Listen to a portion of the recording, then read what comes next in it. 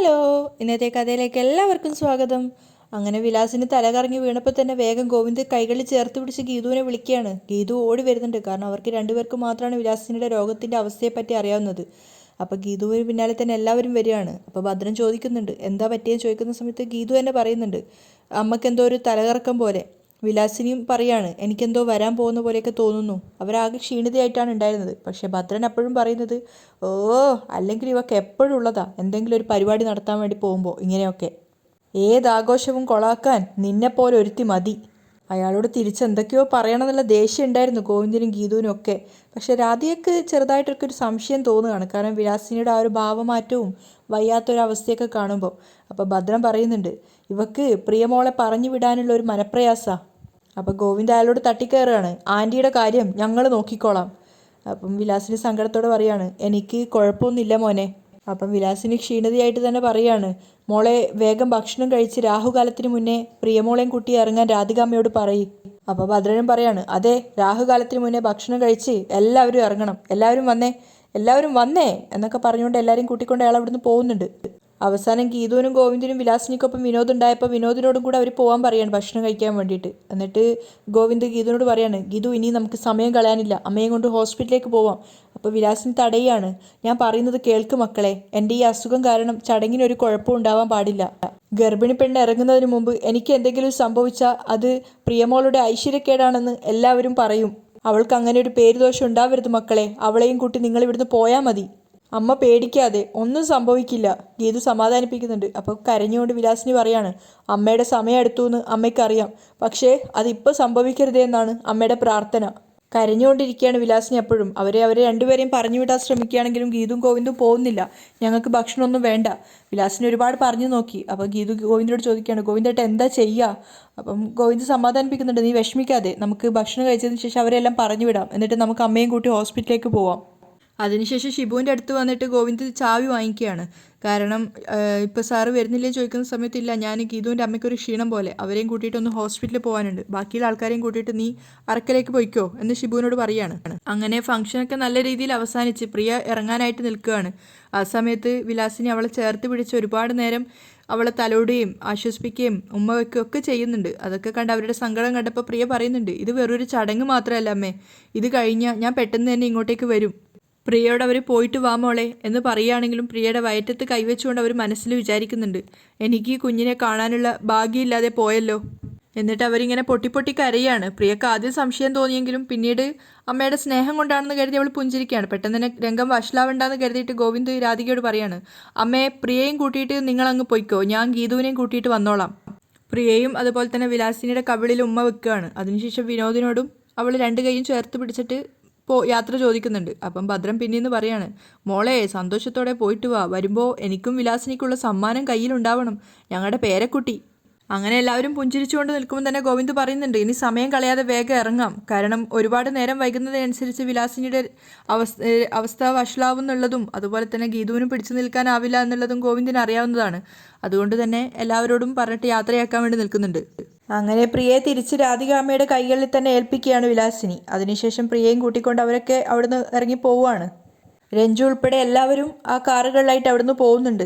അവരെ യാത്രയാക്കിയിട്ട് കൈയൊക്കെ വീശി യാത്രയാക്കിക്കൊണ്ട് നിൽക്കുകയാണ് വിലാസിനി. ആ സമയത്താണ് ഗീതു തിരിഞ്ഞു നോക്കുമ്പോൾ കാണുന്ന അമ്മയുടെ കണ്ണുകൾ മറിഞ്ഞ് അമ്മയുടെ ബോധം പോവുകയാണ്. ഗീതു പേടിയോടുകൂടി അമ്മയുടെ അരികിലേക്ക് പോയിട്ട് അമ്മയെ ചേർത്ത് പിടിക്കുന്നുണ്ട്.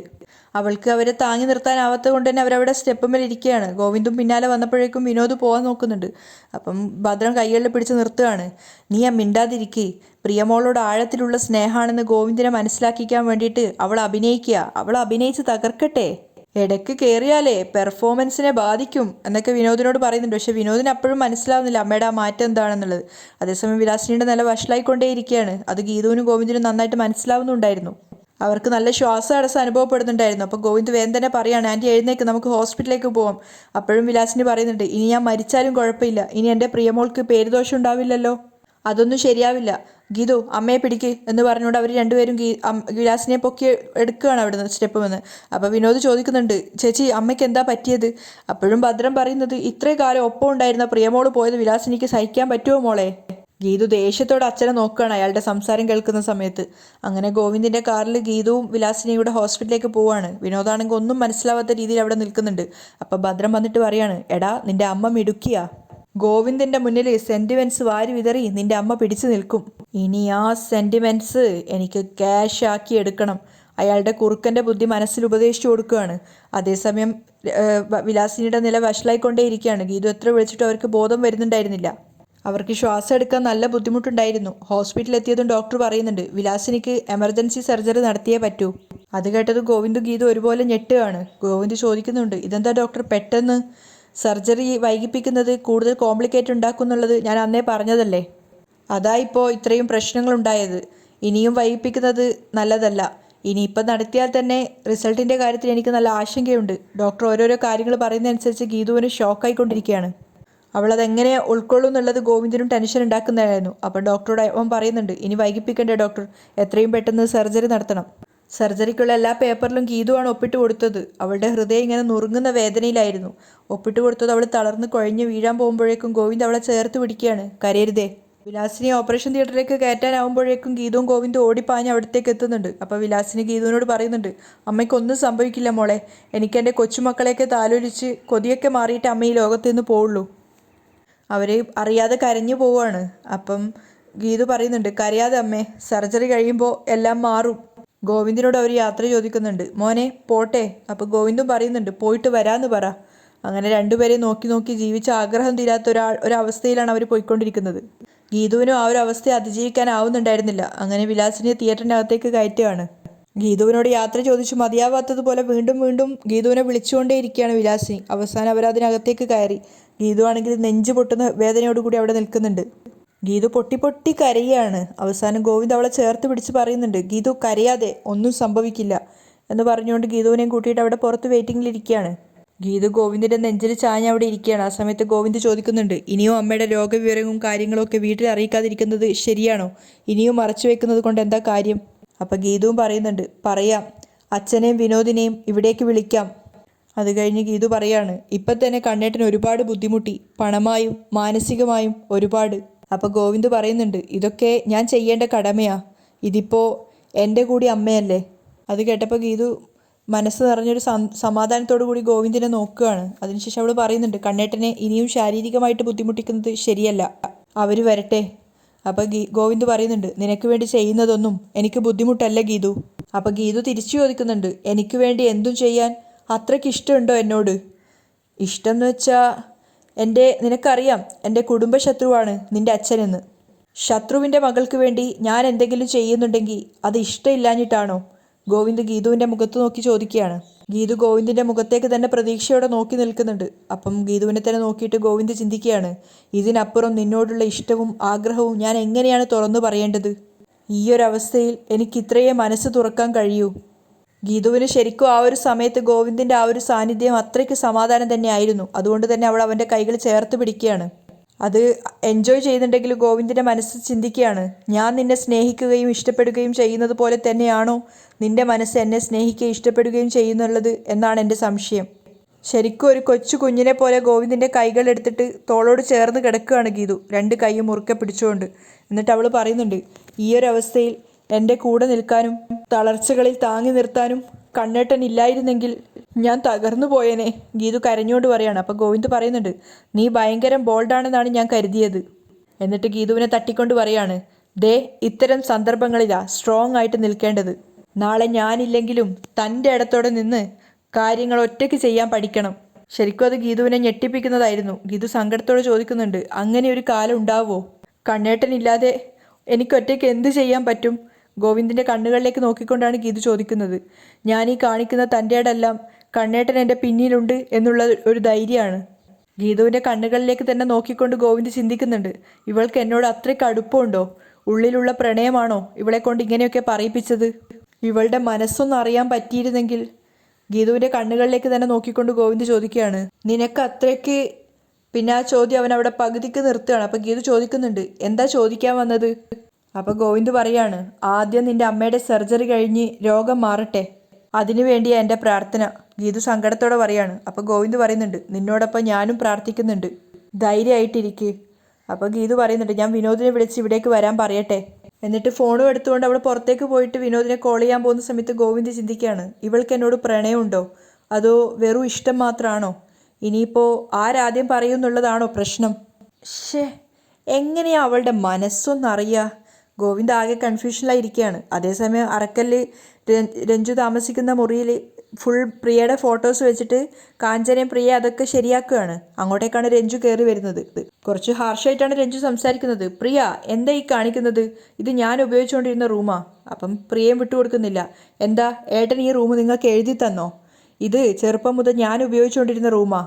പിന്നെ എൻ്റെ വിവാഹം കഴിഞ്ഞ് കുറച്ചു നാൾ ഇവിടെ നിന്ന് മാറി താമസിച്ചപ്പോൾ ഗോവിന്ദേട്ടൻ്റെ കയ്യിൽ നിന്നും ഇതിൻ്റെ അവകാശം നീ വാങ്ങിച്ചോ? അപ്പം ഇതിൻ്റെ രണ്ടിൻ്റെ ഇടയിൽ നിൽക്കുകയാണ് കാഞ്ചന. ഇന്ന് ഇവർ തമ്മിൽ ഒരു സണ്ട നടക്കും കാഞ്ചന വിചാരിക്കുകയാണ്. അപ്പം രഞ്ജു പറയുന്നുണ്ട്, പ്രിയെ, നീ എന്നോട് വഴക്കിന് വരണ്ട. പ്രായം കൊണ്ടും സ്ഥാനം കൊണ്ടും ഞാൻ നിന്റെ ചേച്ചിയാ. അത് കേട്ടുകൊണ്ടാണ് രാധിക അങ്ങോട്ടേക്ക് വരുന്നത്. അപ്പം കാഞ്ചനക്ക് ഉറപ്പായി ഇനി മാമി ബാക്കി ഏറ്റെടുത്തോളും. അപ്പം പ്രിയ ചോദിക്കുന്നുണ്ട്, എന്തു പറഞ്ഞേ, ചേച്ചിയോ? ഏത് വകയിൽ? ഇപ്പം പറയണം, നീ എൻ്റെ ഏത് വകയിലാ ചേച്ചി ആവുന്നതെന്ന്. അപ്പോൾ രാധിക അതൊക്കെ എൻജോയ് ചെയ്തിട്ട് നിൽക്കുകയാണ്. അപ്പോൾ കാഞ്ചന മനസ്സിൽ വിചാരിക്കുന്നുണ്ട്, പെരിയമ്മാമൻ്റെയും രാധിക മാമിയുടെയും സ്വഭാവം വെച്ച് ഏത് വകയിൽ വേണമെങ്കിലും ആവാം. അപ്പോഴേക്കും രാധിക മുറിയിലേക്ക് വന്നിട്ട് പറയുന്നുണ്ട്, പ്രിയ, നീ ഇവളുമായിട്ട് സംസാരിക്കേണ്ട. ഈ സമയത്ത് ബീപ്പ് കൂടിയാ കുഴപ്പാ, വാ എന്ന് പറഞ്ഞുകൊണ്ട് അവളെ വിളിച്ചു കൊണ്ടുപോവാണ്. പക്ഷേ പ്രിയ പോവാൻ കൂട്ടാക്കുന്നില്ല. ഇവൾ എങ്ങനെ എൻ്റെ ചേച്ചി ആവുന്നതെന്ന് അറിഞ്ഞിട്ടേ ഞാൻ ഇവിടുന്ന് മാറൂ. അത് കേട്ടപ്പോൾ രാധിക വിജയത്തോടെ ചിരിക്കുകയാണ്, കൗശലത്തോടെ. അപ്പോൾ രഞ്ജു രാധികയെ നോക്കിയിട്ട് ഗീതു പ്രിയയോട് പറയുന്നുണ്ട്, ഗോവിന്ദേട്ടൻ എന്നെ പെങ്ങളായിട്ടാണ് കാണുന്നത്. അത് തന്നെയാ സ്ഥാനം. അത് കേൾക്കും തോറും പ്രിയക്ക് ദേഷ്യം കൂടിക്കൂടി വരികയാണ്. അപ്പോൾ രാധിക പറയുന്നുണ്ട്, സ്വന്തം പെങ്ങളായിട്ട് ഇവളിവിടെ ഉള്ളപ്പോൾ കണ്ണന് വേറൊരു പെങ്ങളുടെ ആവശ്യമില്ല. അപ്പോൾ രഞ്ജു അവരിങ്ങനെ നോക്കുകയാണ് രാധികയെ. അപ്പോൾ പ്രിയയും പറയുന്നുണ്ട്, അമ്മ പറഞ്ഞത് കേട്ടല്ലോ, ഇല്ലാത്ത അവകാശം സ്ഥാപിച്ച് ഇവിടെ ഇങ്ങനെ വലിഞ്ഞു കയറി നിൽക്കാൻ നോക്കണ്ട. അപ്പോൾ രാധിക പറയുന്നുണ്ട്, ഈ മുറി പ്രിയമോളുടേതായിരുന്നു. അവളില്ലാത്തപ്പോൾ കുറച്ചു ദിവസം നീ ഇവിടെ താമസിച്ചു എന്ന് കരുതി പ്രിയമോളുടേതൊന്നും നിൻ്റേതാവില്ല. ഗോവിന്ദിനെ ഉൾപ്പെടെയാണ് അവർ പറയുന്നതെന്ന് രഞ്ജുവിന് മനസ്സിലാവുന്നുണ്ടായിരുന്നു.